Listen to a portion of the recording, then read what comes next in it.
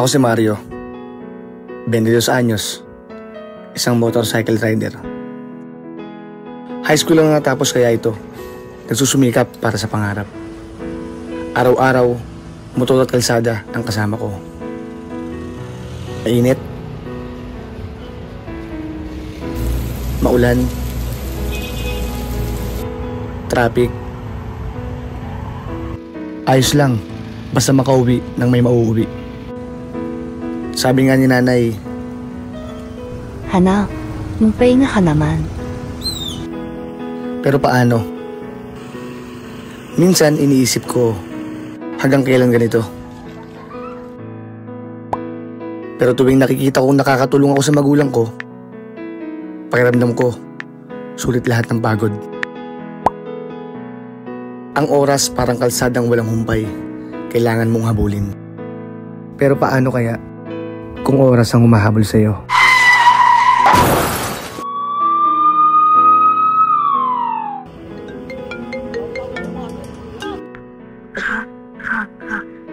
Anak, nasaan ka na? Nasa biyahe pa, ma. Dumaan ako ng simbahan. Okay ka lang ba?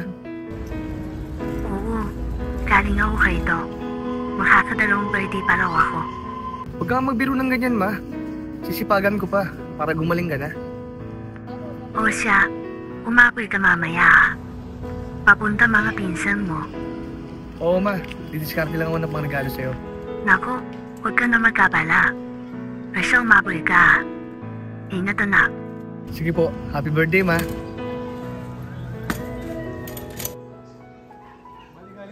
Good evening po, TJ Navarro po.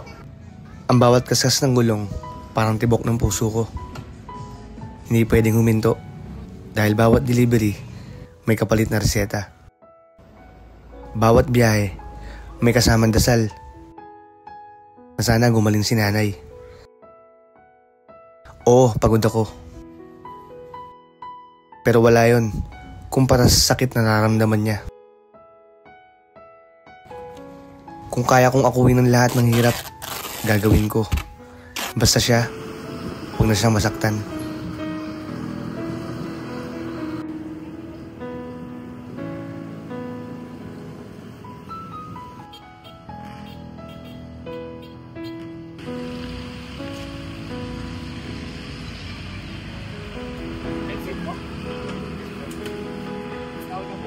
Hindi na po, mag-in.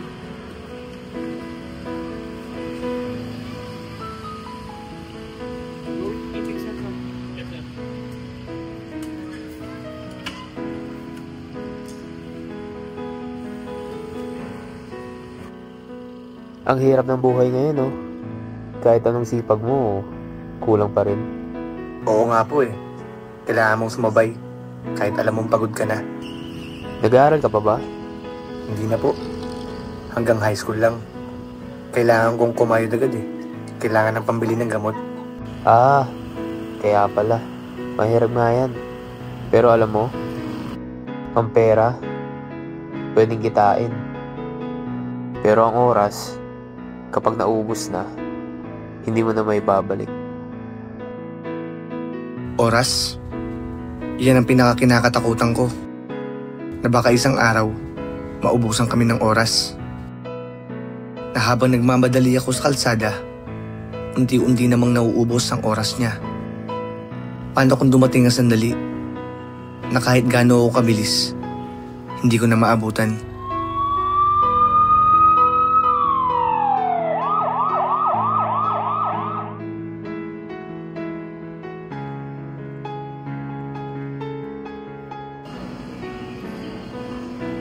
Nangyari ba tayo bumukas?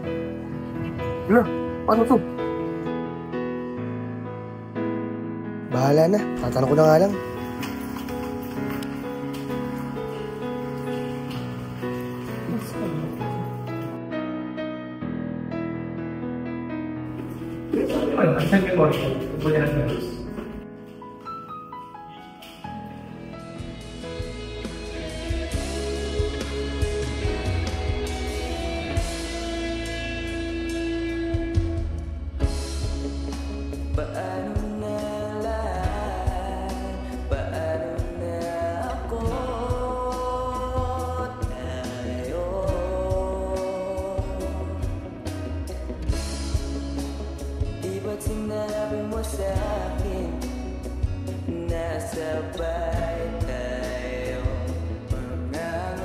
Siyempre, sabi ka.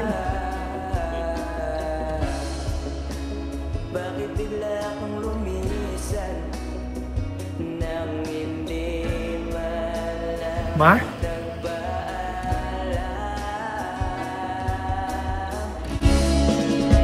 Isang malamig na hangin ang iyong makap sa akin.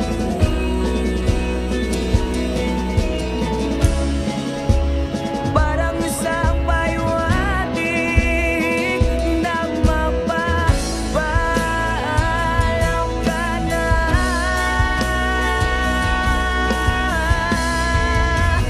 Di ba sabi mo hindi mo ko iiwan?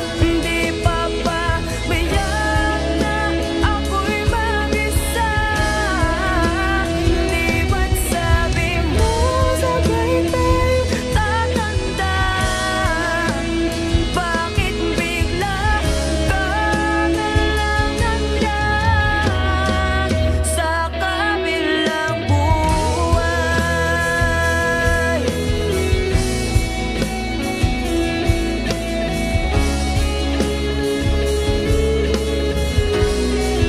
Sa maikling panahon na ibinigay sa akin, may isang bagay na totoo na may mga taong nagmamahal, umaasa at sumasalo pa rin sa atin kahit sa pinakamadilim na daan.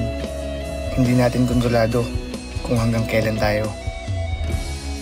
Pero kontrolado natin kung paano tayo magiging mabuting tao. Kaya bago maubos ang oras, alagaan natin ang mga taong nandyan lagi para sa atin. Di ba't sabi mo sabay tayo tatanda? Bakit bigla ka na lang nandyan sa kabilang buhay? Sa bawat tingin, mukha mo'y nakikita. Isa pa nga, isa pa. Okay ka lang ba? Oo, galing ako kay Doc. Hindi ko na alam sunod. Kanino mo'y kumakapit sa aking kamay. Ako'y dahan-dahan. Good evening po, TG Navarro po. Yes po. Galing po kay Tricia no, ng Makati. Bali bite na po ito, no? Through Yes po, through Gcash po, naka-cash test po yan. Thank you po. Salamat po. Pinagdalo mo kung bawat gabi.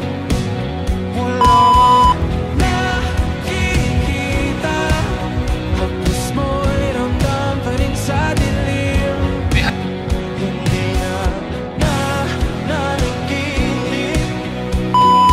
Isa pa. Isa pa. Ano nagka-counter? Ito pa. Puro man natakbo lang. Ano lang oh. Ay, mo to. Parang sige. Huwag na gano'n. Ano?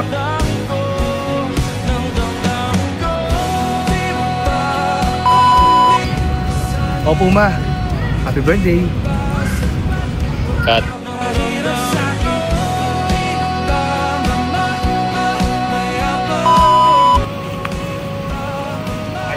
Sige. Baba mo yung ano, face mask. Bakit? Nakikita. Haplos mo'y ramdam